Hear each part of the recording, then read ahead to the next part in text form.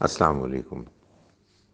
دیکھیے، قرآن مجید کا پیغام ہر انسان تک پہنچنا ہے، یہ ظاہر ہے کہ ایک اہم دینی مقصد ہے۔ یہ پیغام لوگوں تک اگر پہنچنا ہے تو کیسے پہنچنا ہے؟ ظاہر ہے انہی کی زبان میں پہنچنا ہے۔ اللہ تعالیٰ نے قرآن مجید میں اہل عرب پر اپنا احسان جتلاتے ہوئے یہ فرمایا کہ ہم نے اس قرآن کو عربی میں نازل کیا تاکہ تم سمجھو۔ تو ظاہر ہے کہ جن کی زبان عربی نہیں ہے، ان کے سمجھنے کے لیے تو انہی کی زبان میں ترجمہ کیا جائے گا نا، انہی کی زبان میں تفسیر بیان کی جائے گی۔ یہ بات کہ یہ ترجمہ ہر چند سال کے بعد نیا ہونا چاہیے،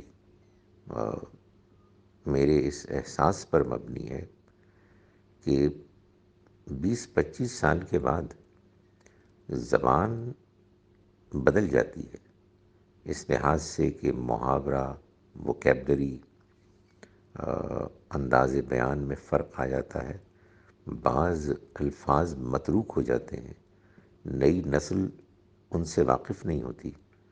ظاہر ہے کہ اگر ترجمے کے پڑھنے کے نتیجے میں بھی بات منتقل نہ ہو، کنوے نہ ہو، تو پھر اس کا مطلب یہ ہے کہ مقصد پورا نہیں ہوا۔